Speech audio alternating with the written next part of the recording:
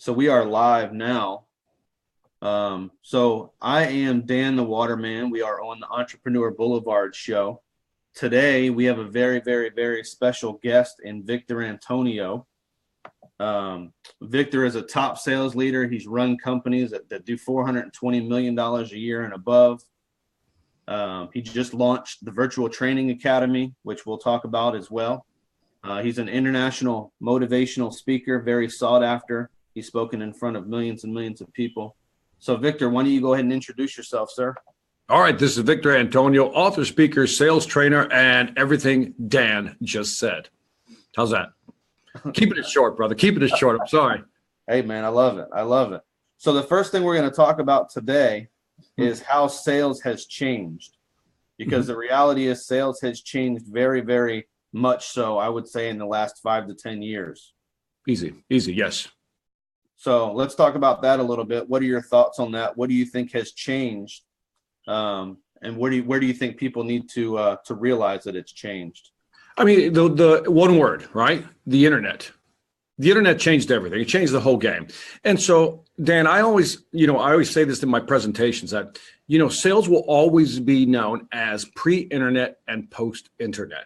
Right. And the way to really look at this, Dan, is that back in the day, I'm a little older than you. So I'm a little old school. Right. So back in the day, if my car broke down. Right. The question is, how would I decide what car to buy? How would I go about it back in the day? And if you ask a bunch of people, they'll say, well, I would ask a couple of friends, see what they drove. There was no maybe Consumer Digest at the moment, maybe, but there wasn't a lot of information. So you would go to that car dealership with maybe about 20% of the information you needed to make a buying decision, right? 20%, which means that you were willing to listen. You allow yourself to be tortured by the gobbledygook that comes out of their mouth because you wanted more information before you made a final decision. So we were more patient back then, and relationship selling was very big around that time because part of it was building relationship, sharing information, and again, making the customer feel very comfortable. Now, fast forward, we have the internet.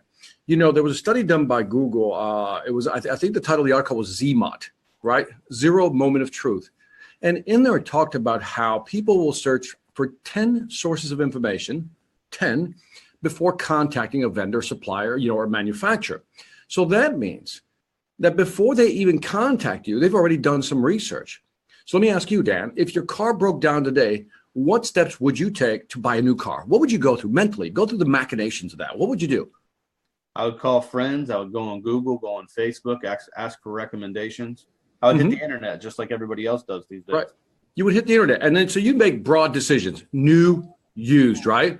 And if you're going to go with new, what's the invoice price? And then search different locations, right? Maybe even go see some reviews on Edmunds.com, figure out what location to buy it from to see if there's a discount there. And so when you walk onto that lot for the first time, are you looking for a relationship or a transaction, Dan? I'm looking for a transaction. And therein lies the difference. And so now when I tell people this, they're like, okay, well, that means consumers don't need us because they're looking at 10 sources of information. They have a lot of information they want already, and their preferences have been formed, right? So why do they need us? That's why it's harder to sell today. I get this all the time. I said, no, you're missing the point because there's so much information out there. People, ironically, are having a hard time filtering through good and bad information. It's almost like when you watch the news, you can't tell what's good or bad anymore, right? Because it's all like what? Like that, right? Everybody has their own hidden agenda. So with regard to buying a car, it's the same thing. With regard to buying your product or service, the consumer is confused. So what does that mean in terms of selling today? Back in the day, it was always about ABC, always be closing. Feature, benefit, function, advantage, get, boom, close the deal. Well, today, what buyers are looking from you is, tell me something I don't know about this product or service. Tell me why it matters that this one's different. So before the internet, if I could summarize like this, before the internet, it was, what you sold was important. Post-internet, it's how you sell that's more important. And customers are looking for you to help them, guide them to make the right buying decision. And if you can't do that, then you're not selling, you're just telling. So how do people develop that? Well, let's take the easiest one, right? The one of the things I always think about is point of view selling, right? Point of view selling is where I put myself in your position and really try to understand, what are you going through? I'm trying to tell you, look, let's set this up. Let's give everybody a real structure here. First of all, who is your ideal client profile, right? Who's the ideal client that would buy from you, or clients, right? Different types of personas, right? So let's say we lock in 2 or 3, right? Companies or people that we want to sell to. Maybe if I'm B2C, maybe I want to sell to married couples over the age of 50 who are looking forward towards retirement, right? That's a persona, right? If I'm going after a B2B company, maybe I'm going after a company that has at least 50 employees, $50 million in annual revenue, actually manufactures a certain product, and has been in business 5 years. That's that persona for B2B. Now that I know who I'm looking at and I know what I'm selling, I ask myself, what would stop them from making a buying decision? And what would encourage them to make a buying decision? In other words, what triggers would make them want to buy this product? But then what are the objections? Why would they push back? Why would they hesitate to buy my product or service? And too often we don't think about these things, and we wait till we get there to talk to the customer to figure this stuff out. Right. Because you can anticipate, and here's the key phrase, their objections, you can sell more effectively. And the only way to anticipate objections is to really understand what they're going through. Love it. So, I mean, the reality is a lot of sales reps these days, they have an agenda, right? So you're in a sales position, you have an agenda, you have tunnel vision.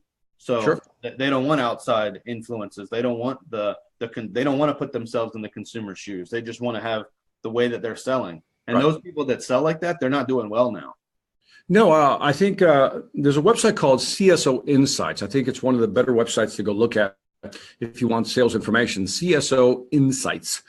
And in there, I believe it's this website. If I'm wrong, I apologize. But basically, they've been tracking the number of people who've been able to achieve quota, their goals every year. And the number's been dropping. So it's like from 60 to 54. And I think this past year in 2017, it went down to 51%. Don't quote me, but I'm really close on that number. So in other words, half the people are not making their number. Right. Well, think about this. Half the people are not making their numbers. And when I ask clients, when we talk about these things, well, Victor, buying has become more difficult. No, our ability to sell, we haven't upped our game. In other words, selling has become a little harder, but we're so used to doing it the old way, as you pointed out, that we don't want to, actually add that extra step. Give you a perfect example. Back in the day, this was all about how you made money and got referrals, right? Or got new contacts, right? Dialing for dollars, right? Yep. And you're calling. And the law of averages said if you call enough people, you get enough sales, right? After a while. But today, what are we saying? Depending on what you're selling, you have to use mixed media, if I can use that. Phone calling isn't dead. Cold calling isn't dead. It's just become part of a larger mix. In other words, are you using social media? Are you using voicemail? Are you using email? Are you using texting? Are you using your phone to actually get to your consumers? So we need to up our sales game if we want to stay in the game. I got to quote that, man. That's a good quote, actually. Up our sales game and stay in the game. I think that's pretty good, Dan. I like it. It might be a status after this interview. So let's say that people have been in sales for 15, 20, 30 years. They're used to selling the old way, right? How do they develop a winning pitch for today's environment? Well, here's the thing. First of all, there has to be that willingness to want to change. Can we just start there? Because some people simply don't want to change. They just want to keep selling because that's what's always worked, right? So it's always worked, so why change? But yet the numbers indicating that their closing rates are going down. So hopefully if you're listening to this and your numbers are going down and you're old school, guess what? You got to up your game. So when you up your game, so how do you develop that pitch? Again, I'm telling you, the easiest thing to start with is, who am I selling to? The buyer persona we already talked about. 2, why would they buy? Why wouldn't they buy? Right? Put myself in their position. In other words, learn to empathize with them. I use this story about empathy, right? Empathy is the ability to really, understand your customer, really get in there and says, okay, that's what they're going through. That's why they would hesitate. And the best way to do this sometimes, Dan, is to really just imagine that you're the buyer. I'm buying this product. I'm buying this software product. I'm buying, pills, potions, and powders on the network marketing side. Why wouldn't I buy? What would push me back from buying? And then once you understand the whys and the why nots, you build your presentation around that. But here's the key point. That's too easy. That answer I just gave you is too it's a layup, right? So it's a layup, right? So, but here's the key part. I told you earlier that people search on 10 sources of information before contacting anybody, right? Yep. Which means that mentally, depending on whose study you believe, if you go to the CEB will tell you people are 57% into the buying cycle. Some people put it at 80% into the buying cycle, which means they've already made their mind up. You with me so far, Dan? They've already made their mind up. So now when they call you or they talk to you, a lot of people think they know everything. They know what they want. But it takes that one salesperson to ask those key questions to say, have you ever thought about this? Have you ever looked at it from this perspective? And then ask those questions that, here comes the key phrase, that destabilizes their preferences. In other words, Dan, you've been in a situation where you thought you knew what you wanted. And then all of a sudden, that salesperson asks you a couple of questions. And you go, oh, no, I didn't think about that. That's a good point. I never looked at it that way. And at that very moment, you're positioning yourself as the salesperson as somebody who I should listen to because apparently you know more than I do. And that's happened to me so many times. And that's when I know I've run across a great salesperson. For example, you sell water, right? Yep. And you sell, like, I take it, filtration systems and all that good stuff. Absolutely. Right. And so companies will say, I'll put myself in your position, right? And I'm looking at a company that I want to sell to. Who do I want to sell to? You probably have a demographic of people who would buy this, right? Because you're looking for a certain volume every month, right? And that's kind of how you keep it going. And so you know what companies might buy this. And you start looking for, again, personas. Once you go in there, you know that one of the objections is, why don't I just get bottled water and keep it in the refrigerator? Why buy your stuff, Dan, right? Or, our filtration system is pretty good. Why buy your system? Now, if I'm Dan, the water man, I have to deal with those objections. Am I right? Absolutely. And so, but if I can show them that buying bottled water is more expensive in the long run than using our product, and then actually quantify that for them, then they go, never looked at it that way, Victor. If I can show them that their filtration system that they're currently using is made from XYZ material, which is more harmful in the long run when compared to our material, and they go, never thought about that, then all of a sudden, I start shifting them. Now they want to listen to me a little bit, because sometimes it's not about just economics or reducing cost. It's also about, maintaining health, right? So you, Dan, the waterman, know these things. But if you can say things to a customer, Dan, that makes them go, I didn't know that, didn't think about that, that's when you know you're selling in today's market. And that's part of your presentation pitch. Can you provide insight? And that's the phrase I always use, insight. And I define insight as information beyond the obvious. That's what consumers want today. That's why people buy from you.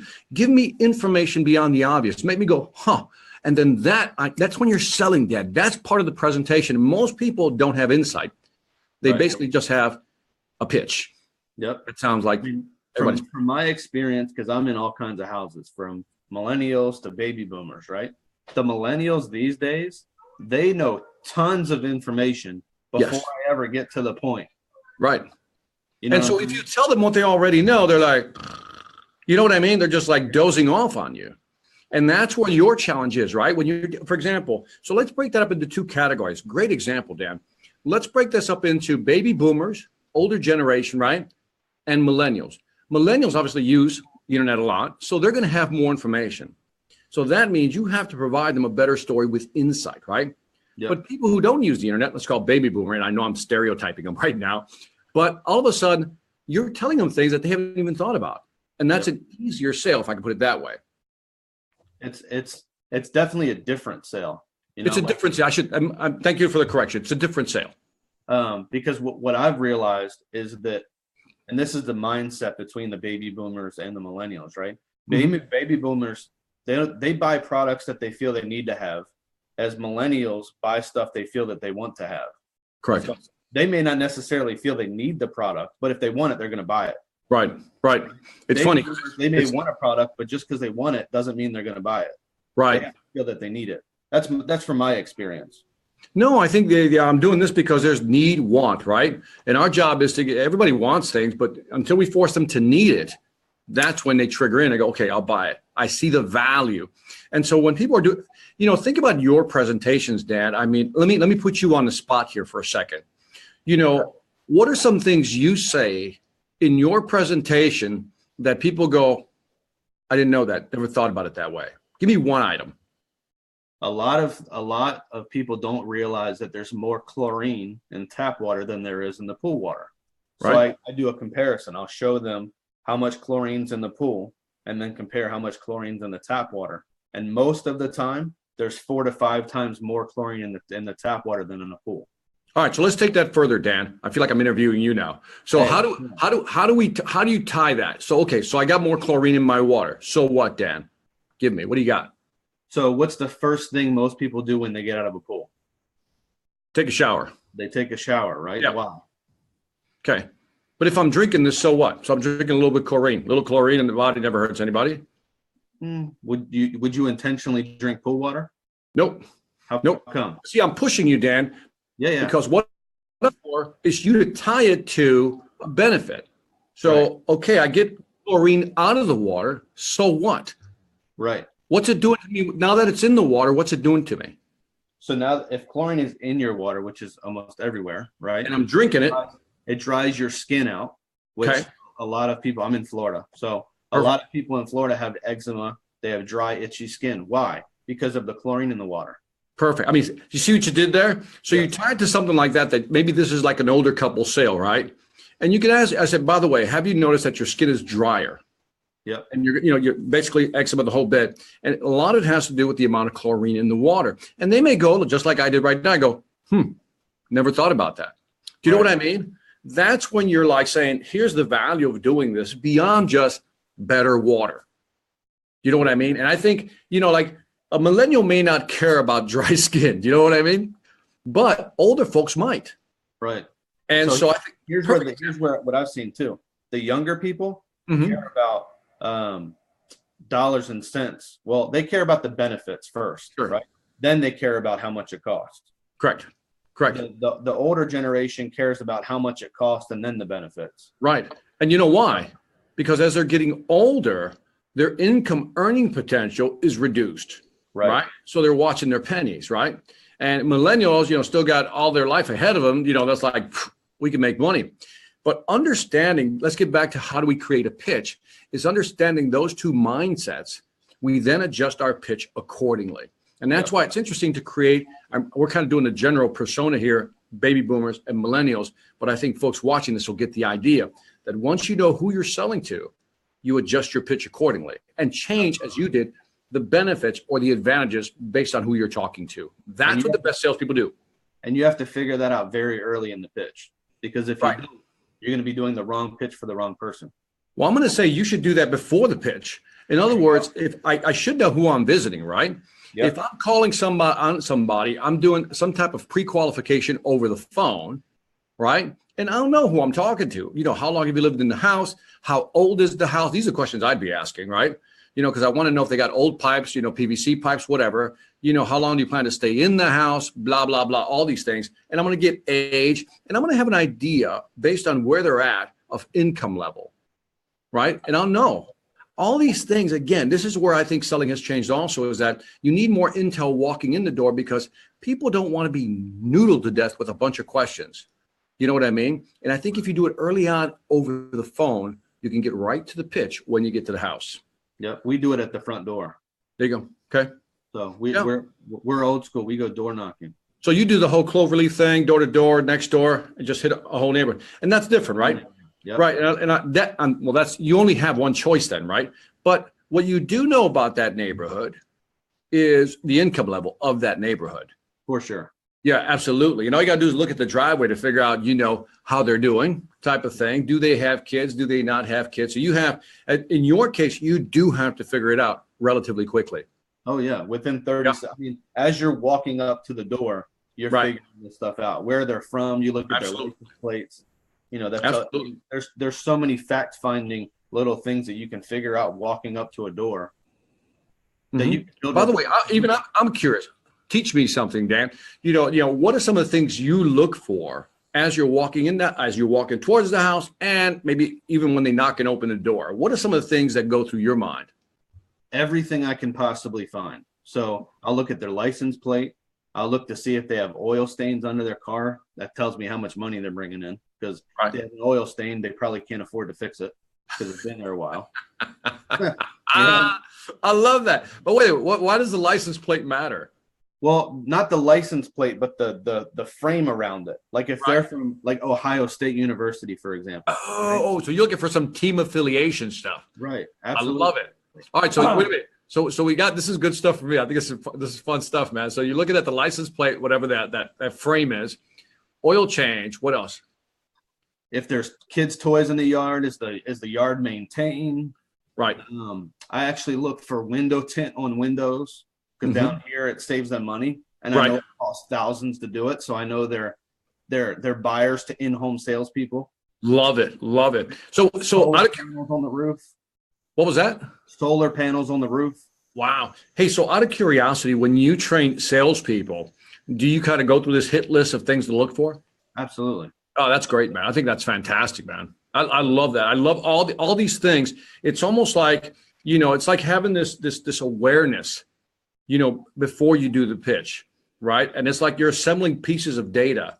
And so in that frame, selling hasn't changed, right? We still have to kind of take all these, I'll call them environmental cues, to kind of be able to develop our pitch. So I love that. That's great. That's great. Then when you walk in the house, you have to be very, very observant. Some for example, if they have a Bible on their dining room table, Right. Cussing, Right. That's an easy one. that just something very simple, right? People probably missed that one too. A ton. I mean, I've been in thousands of houses with sales reps.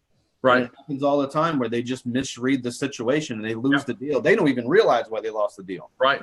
And by the way, just a word like damn, right, it'll get you booted out. I mean, I used the word darn one time, and someone said that's a little too close to damn, and I was like, are you kidding me? It's amazing, right? The sensitivities. And so then you adjust your pitch. So, when I tell people, when I train people, we sit and break things down.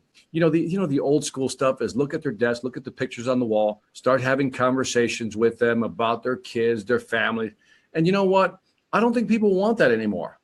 When people are in the buying mode, it's like, why are you here? Why are you wasting my time? Let's do this, right? And I think that's important. And too often people have been taught, build rapport, ask all these questions about their family. No, get to the point, lead with some like powerful content why I'm here. Here's why I'm here. I've been working with companies in your industry. And let me just share 3 data points of things we're finding that's happening that are impacting your business right now and maybe your revenues. First one, bam, you're like, boom, you're like right into it.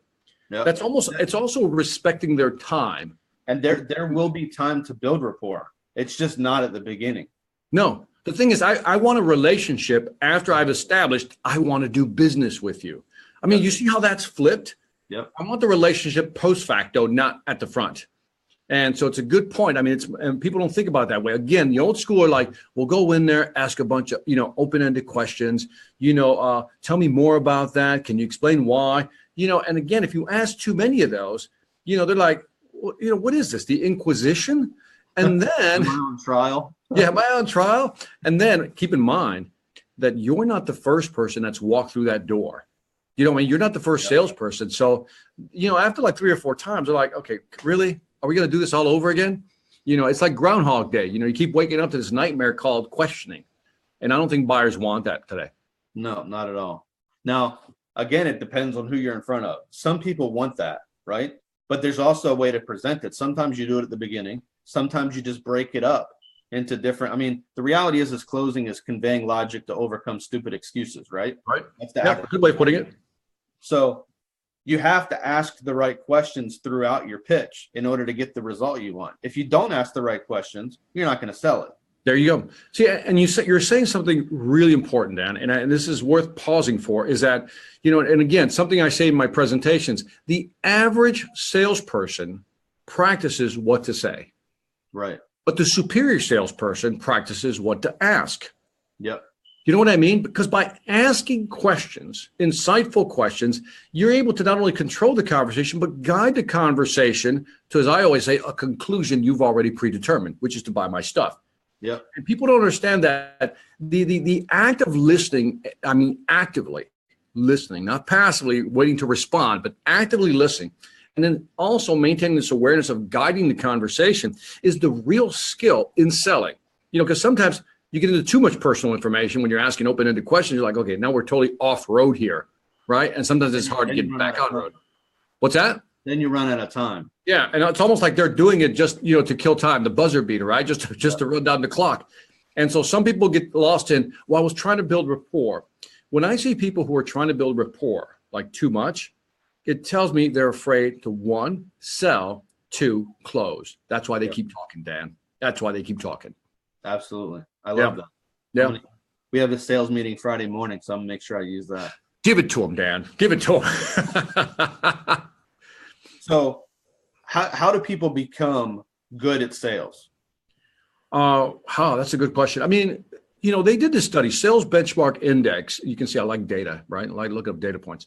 Sales Benchmark Index did a study a couple of years ago, and it said something like 87%. Well, let me flip it. 13% are natural born salespeople. 13. That means 87% are not natural born salespeople. So that's one piece of data to keep in mind, right? Daniel Pink, in his book, Drive, which I highly recommend, talked about a new entity called an extrovert.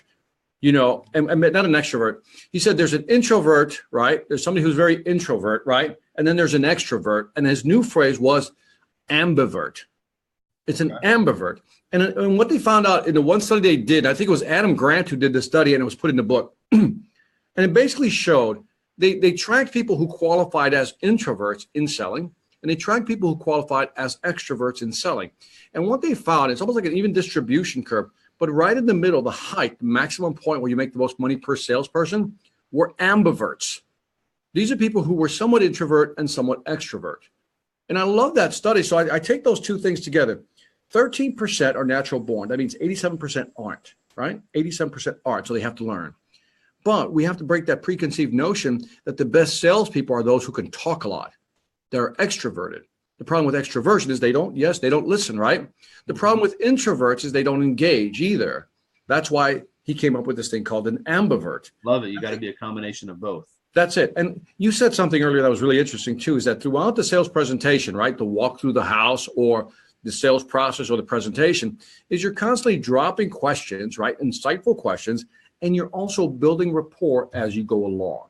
Right. And I think that's the best way. It's almost like sprinkling it through the sales process or sprinkling it through the walkthrough to build some rapport without forcing it. Yep. And it comes across as fake. So how do people become good at selling? Was your question. And that is, you got to have a process, right? So you have a process. Your process is, we're going to go to a neighborhood, and I'm just going to generalize right now, and you tell me where I go off. And that is, you're going to approach a certain house, right? Your process now is to analyze everything up to the front door. Make some assumptions, right? When you greet the person, you know what the pitch is going to be. You're going to go ding dong, take 2 steps back because you don't want to be in their space, right? You're going to have your intro, and hopefully they'll have a good response. And maybe they'll invite you in. And then from there, you do a process. Then you do the testing of the water. Then you go back to the kitchen table. I'm shortening the whole version right now. And then you have that conversation and say, here's some options. And boom, hopefully you close the deal. That's a process, right? And so when I train people, it's like, let me develop a process for you. Let us develop one together. And then once you have the process, let's say this process is 7 steps, right? At each point in the process is what I do is say, okay, how do I get good at making that, opening the door and that powerful greeting? How do I get better at reading the signals? Step number 2, second process. How do I get better at bringing the customer over to whatever room, right? And what do I say in explaining the difference between, chlorinated, non-chlorinated water filters, right? And then 3rd, 4th, kitchen table, proposal. How do I do that? And so it's really a process. And so as I always say is, first have a process and then analyze each step of the process and then develop and work. It's like a mechanic, right? You work on that piece, you work on that piece, you work on that piece, and after a while, boom, I got this locked in. One of the things that I've mastered is door knocking, right? Because number one, I do it because no one wants to do it. Mm-hmm. So my competition is very limited, right? Because I know people are doing direct mail, telemarketing. No one has the phone telemarketing in my industry anymore. Nope. Direct mail is like a 0.5% return. So I set 1 out of 4 people that I talk to face to face, right? Mm-hmm. So one thing that I've learned is that I never ring a doorbell. I always knock, and the reason I always knock is I always knock with the beat. My beat is this. Right. Every time. Why? That sounds familiar. Someone has a friend that knocks with a beat, right? And So that's the beat.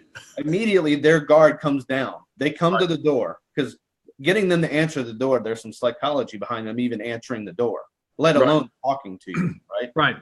So I get them to open the door by knocking with the beat. Right. I think there's several cool subtleties in there, right? Like psychological subtleties. One is you're using a beat that is very familiar, right? Dun, dun, dun, dun, dun, dun, right? That's the beat, right? So immediately, one, familiarity with the beat, right? Two, only a person who knows me would probably knock like that. Only a friend, right? You got foe or friend. That sounds like a friend knock, right? So psychologically, that's there. But I think the other thing is that they're not using the doorbell, right?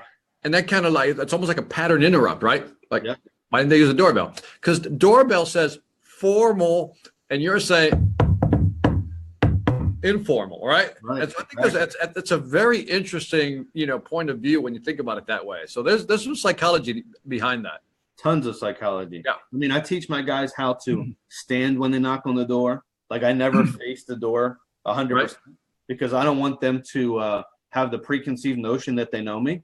Right. But I don't want them to feel like they don't know me either. Right. So what do you suggest? I always turn to the side. Right. And I pretend like I'm writing something. That is interesting. That is interesting. So See, now, no, stop right there. Stop right there. Because I want people to appreciate the subtleties. See, that's what I'm saying. That process was developed somehow, right? Like back then, people would face up to the door. And you taught me something, right? I've never seen anybody stand sideways writing, but I would go like, what are you doing? That would be my immediate reaction. Like, what are you doing? Open the door. Yeah, and they'll open the door. And so that's brilliant. So how did you come up with that? Like, I don't know, man. It evolves. Like it just evolves, like little subtleties, little things that I keep adding, right? Right. Like I knock on the There it is. There it is. By the way, you've answered your question, man. It's there you go. Little things you add. But here's what's interesting about it. Let's just take that one, because again, I find it fascinating that just by turning sideways, somewhere in the past, we can't, it's always like when you think about past history, you try to recreate it, but you can't really get to why you got there. But somewhere in there, you decided that if I look busy, they're more likely to open. Or maybe if I look busy, it'll make me feel more comfortable when they open the door. Whatever it may be, something in your brain said, you know what, this seems to work better than just standing there, hello, doing that. Here's one of the things I've noticed. Right? Like if you're standing looking at the door, right? You can tell when they look through the door. Right. Because a shadow goes over the door, the peephole, right? Right. So they know that they saw you. Right. But if I never make eye contact, right? I don't get the wave through the glass on the side of the door, like we're not interested. I never see that. Right. Gotcha. That's another way of looking at it. So you don't say, that is really interesting, Dad. You should do the psychology of door knocking, door-to-door selling, man. Because I mean, I joke, but I mean, there's some seriousness behind that, because those little subtle things seem to do something psychologically to a person in terms of whether they view you as friend or foe. Right. Or do I want to engage? Do I not want to engage? Do you know what I mean? You're saying it like, this is what I do. But there really is some good science behind what you're doing. And I find that fascinating. So, thank you for sharing that. That's pretty cool. Absolutely. Yeah. So what does it take to find your niche in sales, do you think? In terms of what you want to sell? Yeah. Or what? Yeah. I get this question all the time. Victor, should you love what you sell? And I always tell people, you don't have to love what you sell, period. You don't have to love what you sell, but here's what you should love, what it does for your customer. There you go. I think there's the subtlety, slice that real thin, right? Because it's not that you have to love your product. You have to love what it does for your customers. See, I don't have to love selling water, but man, I love what it does for my customers. And I think those, that's when you can sell more effectively, because you're feeling that. You know what I mean, Dan? You're just like feeling that. And I think that's where purpose comes into play. You feel like you're doing something, right? And it's not just selling water. You're saying, no, I'm creating, a healthy environment. And I love when people call me up and says, this is great, Vic. I'm drinking the water, Dan. I love it. I feel better. My skin's not as dry. You love that. But too often, I got to find a product I'm passionate about. I'm like, no, you don't. You got to find a product that people really love and really help them. If you really want to serve, that's the best way of doing it. Yeah, I love that answer. Love it. Yep. I love what I do. I love the products I have, right? But I love what it does to the customer more than the product. Yeah. I mean, by the way, if you love it and you love what it does for your customer, I mean, that's the win-win. Right. But usually you just have to love what it does. Like I came from the technology space, right? Sold a lot of telecom equipment. And I knew that the stuff we were providing had real value, Dan. You know what I mean? And I know it would save them money in the long run. And I can sit there with, in passion going, it's going to save you money. You're an idiot for not buying from me. Do you know what I mean? That's when you know it's going to work for you. And a year from now, you're going to be hugging me. And I know, and they feel that because I'm trying not to close the deal. I'm trying to help you. Right. And I think there's the difference also. I'm not trying to get the money. I want the money. Don't get me wrong, value for value, right? But if I can just focus on, I'm just trying to help you. Imagine if salespeople who are struggling right now are listening to this. Here's what I would say. Stop trying to grab the money. Stop trying to grab the commission because they can smell that. We joke about commission breath, right? They're so desperate for it. They're just like, that whole thing, right? Right. And so if you just focus on how does my product or service help people, like really help them. And then now when you're in that conversation, it's like mentally you're saying, look, I'm trying to help you. You know what I mean? I'm not trying to sell you. I'm trying to help you. Mentally, you say that, your demeanor changes. Yeah. You feel better about yourself and you're not worried about closing the deal. You're worried about communicating your message. And I think that's where great salespeople really know how to do that well. Well, that's where the disconnect is because the salespeople that are struggling right now, they're going after the commission. Right. Yeah. I mean, that's one, there's several reasons why I think people are not hitting their number. I think, obviously technology has changed the game. It continues to change the game. I have a book coming out next month. I think you saw me probably advertise it. It's called Sales Ex Machina, which is how artificial intelligence is changing the world of selling. And so it's the first book on how companies are using artificial intelligence to change how they prospect and how they close more deals. And so I think that there's a factor in there, Dan, because people are getting hard to reach, right? We can't get through. It's harder to find new market segments. It's harder to differentiate your product in a market. So how do you do it? And I think there's a lot of things going on. And by the way, not having a sales process is just dumb already. But add to that the market itself is getting more complicated, I want to use convoluted in the positive frame. That there's so many things going on now that selling isn't a straight line anymore. How you find prospect isn't a straight line. How you present today's customer has to be different. And all these technologies, and that's what I cover in the book, are changing how people sell. If I can bore you with one example that I found that really, I guess was the catalyst for the book. Healthcare company, I won't tell you who they are. I'm over in Seoul, Korea, doing a 3-day facilitation process with them. They show me this new software. Now they have a lot of telecenters, right? So imagine they have 2 people in the telecenters. Each one is doing about $200 a day. Run the numbers, right? Or $100 a day. 200 people, $100 per day. Run the numbers, right? Let's call that 20,000. That 20,000 calls in one day. What they were doing, Dan, is they were actually recording the conversations. And in recording the conversations, they can detach the audio from the potential buyer. Detach the audio, analyze the audio. They would look for words that were used, right? Frequency, volume, voice, pitch, speed, and a couple of other things. And they could determine whether that person deserved a callback or not. Wow. I mean, imagine that. Because usually you have to go, if you call 100 people, you have to go back and call them again. No, the machine, right, would actually tell you, no, these 40% don't bother. They won't buy. But these over here, call them. And their close rate on the callbacks was like 62%. Amazing numbers. That's awesome. So all of a sudden they have a machine, and that's where the title came from, that sales ex machina, which means in Latin kind of variation, sales in the machine, because more people are using automation, more people are using AI, more people are using this technology to sell more effectively in new markets. And that's where the market's going. Yep, absolutely. 100% agree with you. Yep. So what type of person, that's the last question, right? Because I know where you came from and some of your upbringing, right? Sure. So where do you need to come from, and what type of person can get good at sales? Oh my God, wow. I never had that question. Say that again. So where do you have to come question from, right? Yeah, What kind of upbringing do you have to have? uh-huh. And what type of person do you have to be good in sales? God, I'm so going to generalize on this one because it's such a great question. I couldn't answer it.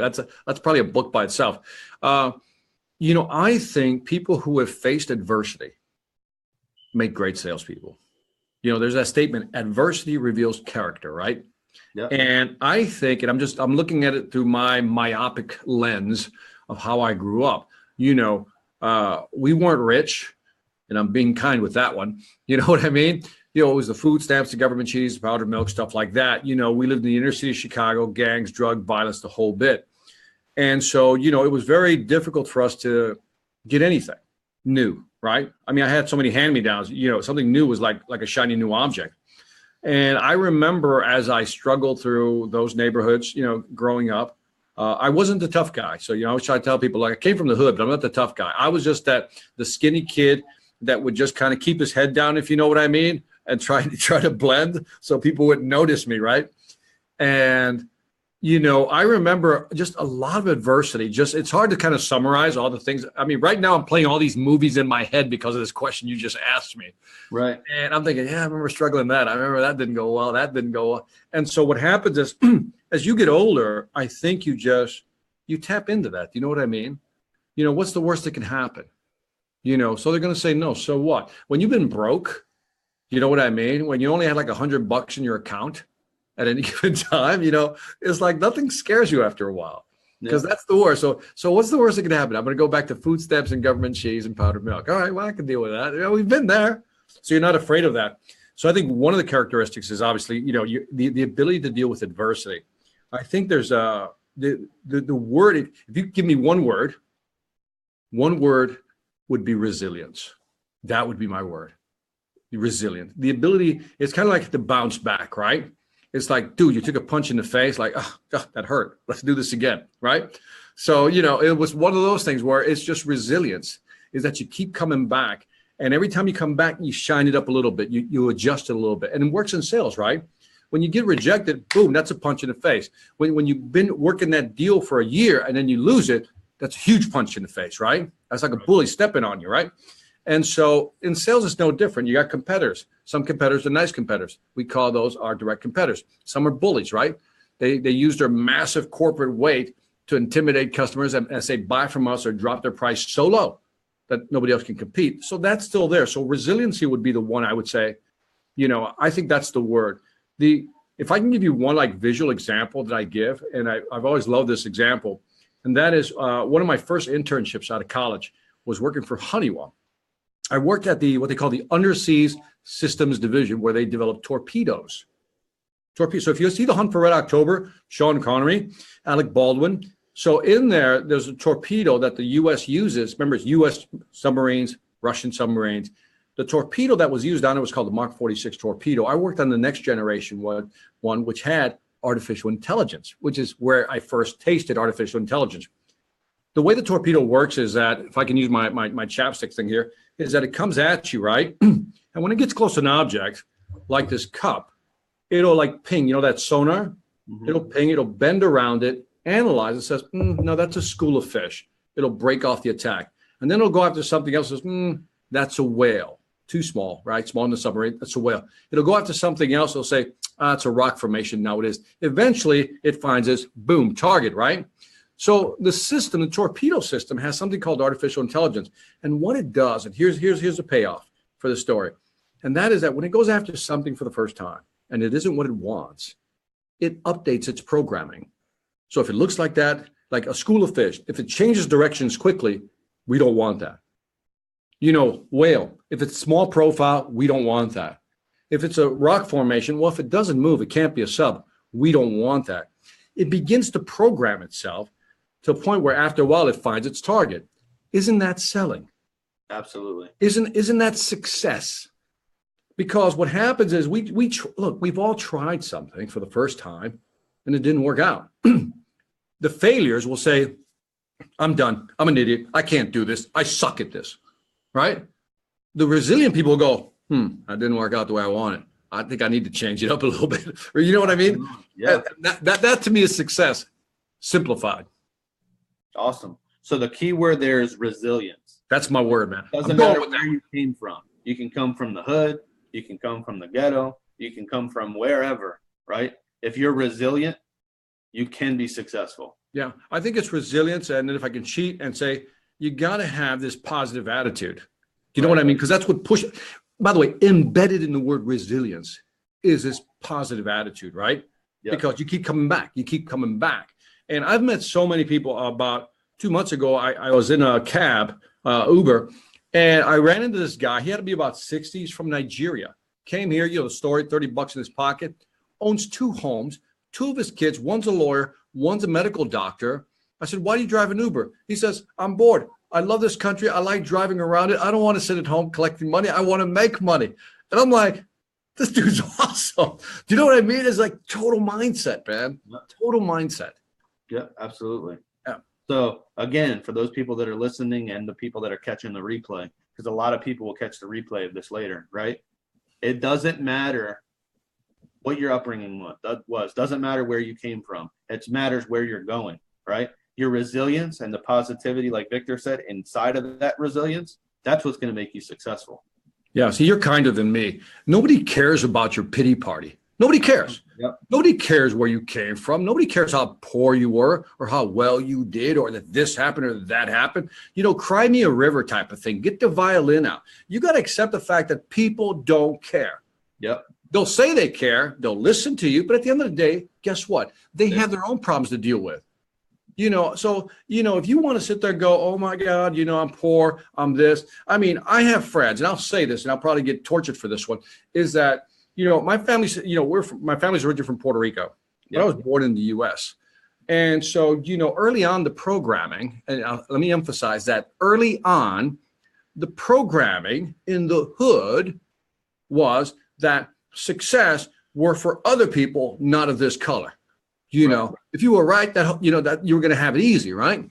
And if you're Hispanic, you were African American, whatever it may be, that you were, not as good. BS has nothing to do with that. I think we live in a culture today where the only color that matters is that right there, green. That's the only color that matters, right there, green, right? Because again, it doesn't matter.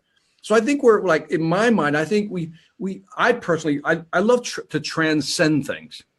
I don't want to transcend. I want to transcend mediocrity. I want to anybody who wants to talk about how things are going wrong in life here. I don't want to talk to them.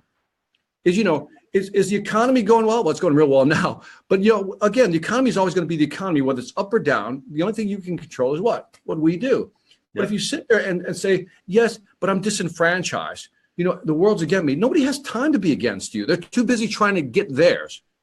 And so I think it's really fascinating. If I can really, one more story, Dad, because I think you'll find this interesting, is that my shift in mindset came in college. I came up from a predominantly, when I say predominantly, I'm talking about 99.9% Hispanic and Black neighborhood. That's where I was raised, right? When I went to college, I was forced to be a uber minority, no pun intended. But I was like a minority. I mean, because now you have people from Latin America, because we're not all the same. You have people from Europe, you have people from the Middle East, you have people from Asia, whatever it may be. And you have, a lot of whites in the school, which we didn't have a lot of, right? All of a sudden, I'm in this milieu of people from all over the world, different cultures. And in college, I met this guy named Mike. Mike was white, right? And I found out that Mike, who was white, was poor. I was like, Mike, why are you poor? You're white. From what I understand, white people are not poor. And he looked at me like I was like the biggest idiot in the world, right? And what most people don't understand today, I think this will shock a lot of people. So if you look at volume, quantity of people, the poorest majority in the U.S. is white. It's not Black, it's not Hispanic, it's white. Who uses welfare and food stamps the most? Whites. But when they add up African Americans, Hispanics, Asian, they clump the minority, then it's a bigger number. And, it's things like that when people, again, it's the story we tell ourselves, right? This is where I'm going with this, Dan. When we talk about mindset, it's the story we tell ourselves. So if you want to do the woe is me story and play that constantly in your head, go ahead. I'm not in it. but it's the story we tell ourselves. And a lot of this stuff is just BS. It's lies. Get past it. Everybody has the ability to want to get out of where they're at. It's just how bad do they want it, and do they have the resiliency to do it? Yep. Absolutely. Sorry for the long story. Hey, man, I love the message. Love the message.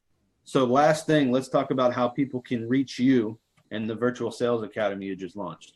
Yep. So victorantonio.com, that's simple. So I launched something called the Sales Mastery Academy. The Sales Mastery Academy, I think we have like 26 courses now on sales, and it's for salespeople and sales managers. And so, if you've seen my videos on YouTube, you'll know that I just cut to the chase. Here's what you need to do in order to sell more effectively.